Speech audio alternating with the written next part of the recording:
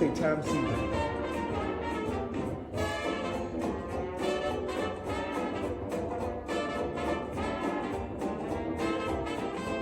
Oh, Mario Silva. You just saw his jersey out front.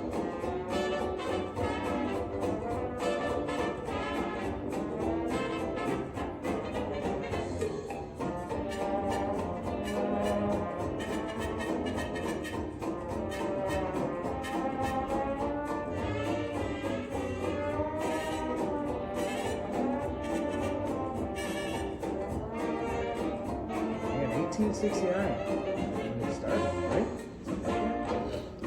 The record go down the road eventually. This one headed to all 15. NLNDP was hit by their first walks in the season 143. This is the previous mark of 35. Two seasons prior.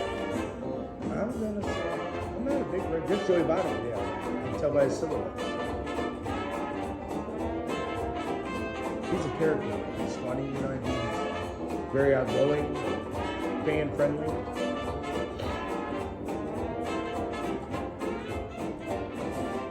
Like when he was like on the disabled list where he couldn't play and he's in regular clothes, you know?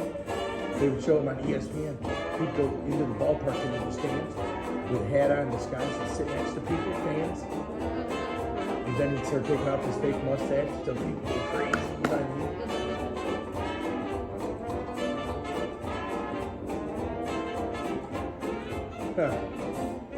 Maybe it's that Joe Nuxie. That's 1944 shit there. Ah, I was right.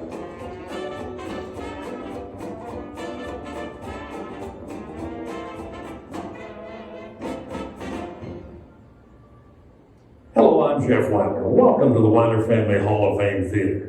The Weiner family has been proud to support the Cincinnati Reds since 1869, when my great-grandfather attended his first game. We hope you enjoy this presentation of baseball's all-time hit king, Pete Rose.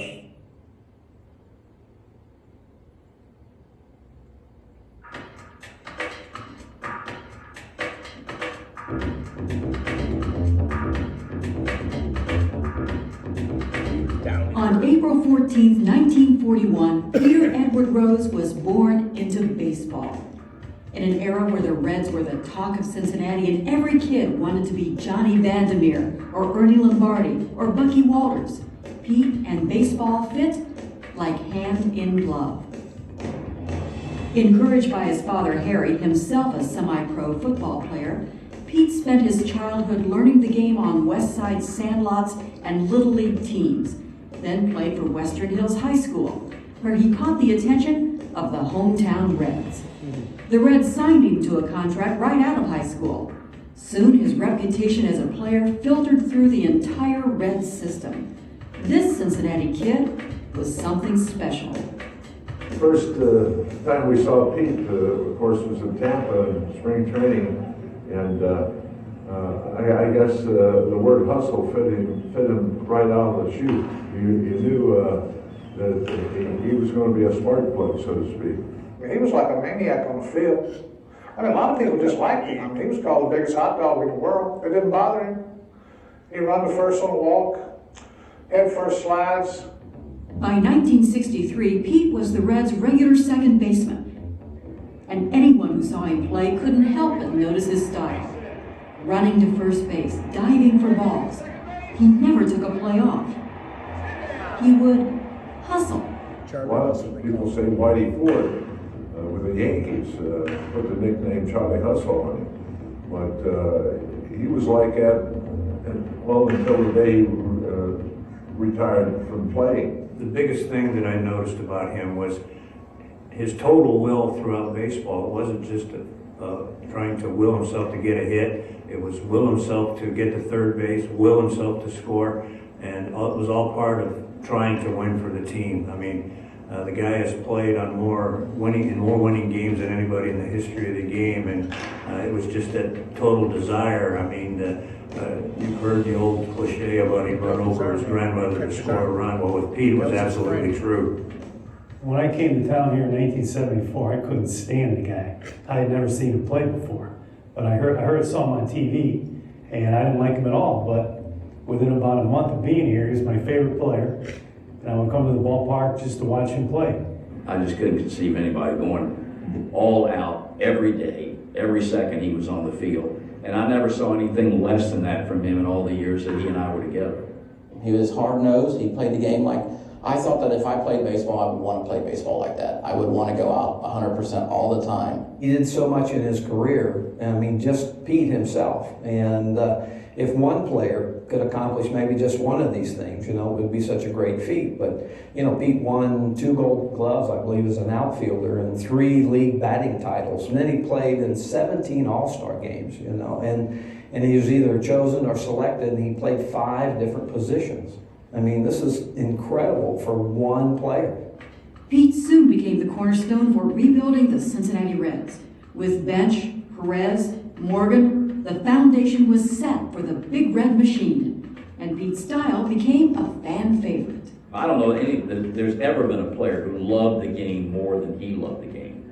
Not just the playing of the game, but the preparation for the game and spending so much time in the batting cage in spring training and during the season and hit until his hands bled. One thing I noticed is that he would always go to that bat. He'd get his bat back, he'd always clean it and whatever else, but he'd always check where he made contact and see, where he hit the ball and just to make sure. And I mean, he was just, he was a craftsman at his craft, which was hitting baseballs. I don't think in my 35 years of covering baseball, I have seen anybody so intense.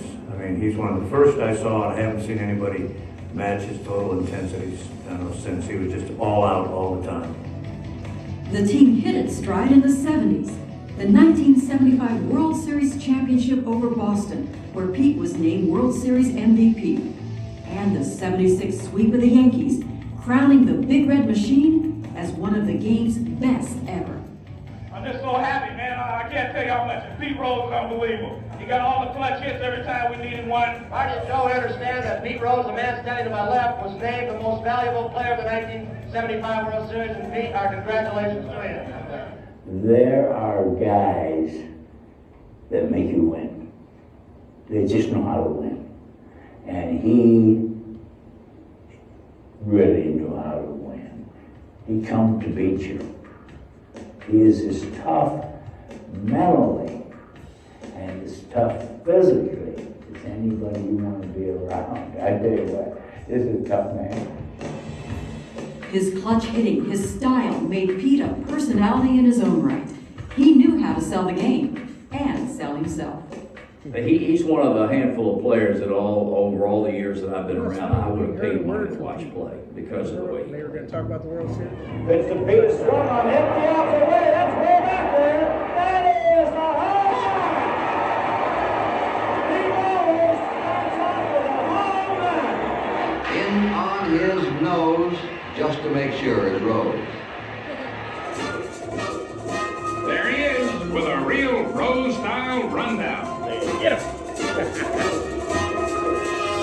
Well, I think the satisfaction I'm getting out of getting 3,000 hits is the fact that it's only going to take me 15 years and about a month and a week. And the closest anybody has come to that is Roberto Clemente. He did it in 17 years. So there's only 2 things I've tried to prove my whole baseball career. I could hit a baseball and I could be a consistent player day in and day out, year in and year out. I think I proved those 2 points by getting my 3,000 hits in 15 years in March.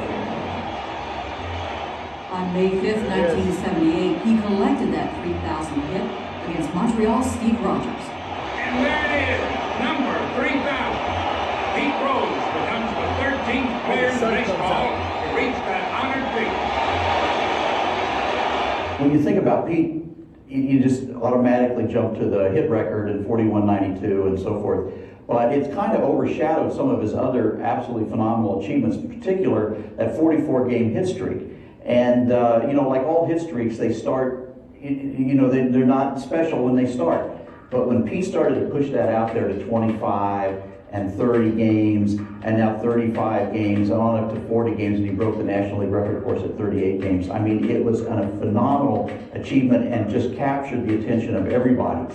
With this hit, his streak reached 44 games, the second longest in baseball history, before it ended the next night in Atlanta. During those games, Pete got a total of 70 hits. At the end of the 78 season, Pete tested the free agent market and signed with the Phillies, where he won another world championship. Then in 1984, he signed with Montreal. That same year, the Reds were struggling. In August, the front office decided they needed a new manager who could give the team a winning attitude, some spark, some hustle. You talk about an area being happy and a city in all its glory. Well, that's Reds country in Cincinnati tonight. History being made. Pete Rose, player manager. Coach the man play. He's hit. Pete Rose has a base hit. Freedom will score. The ball by Grenier. Rose is racing around second. Rose digging for third. He was not a young kid. Slide, and this crowd goes bananas. At the start of the 1985 season, Pete had 4,097 major league hits. And throughout the season, with each hit, the anticipation of breaking Ty Cobb's hit record built, right up to the Reds' road trip early in September to visit the Chicago Cubs.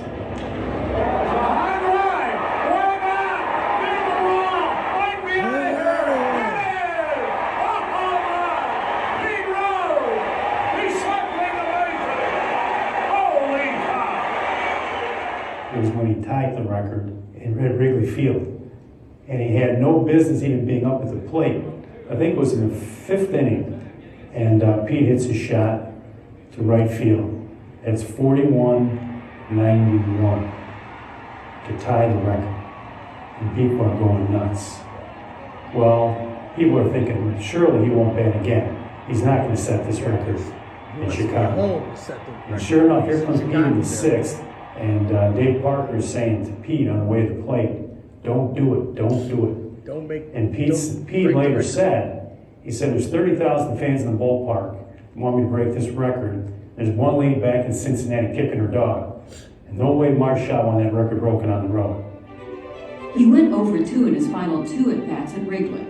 So the Reds returned to Cincinnati to face San Diego. And on September 11th, Pete Rose hustled his way into history. He levels it out a couple of times. Shao kicks and he fires. Rose swings. He cries. He cries. This is where I know you see the sun now. Look how excited he is. A line drive single into left center field. A clean base hit. And it is pandemonium here at Riverfront Stadium. The fireworks exploding overhead.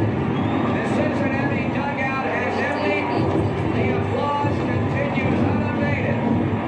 Rose completely encircled by his teammates at first base. He was just a hitting machine, and not only did he do it, 1 year, 5 years, 10 years, he did it over 20 years. And there's a lot of guys in their careers that are look pretty good in their 20s and maybe in their early 30s, and then they start to tail off. That's the normal pattern. Nothing normal about Pete.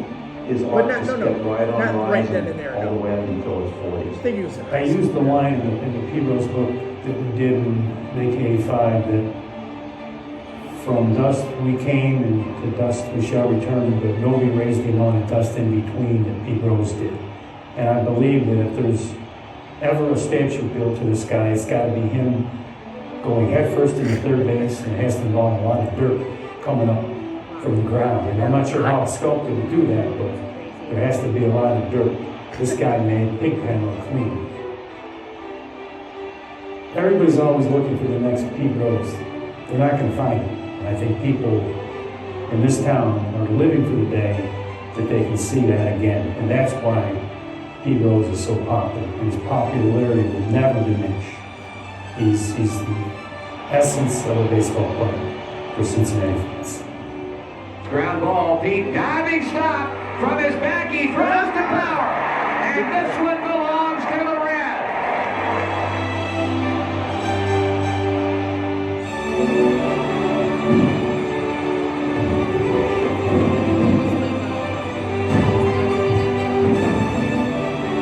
Like I was telling that guy last night. There's something more behind. There's got to be more. Come on, baby. Yeah, shame on them though. Yep. I agree. Hey, try to have some of these conversations.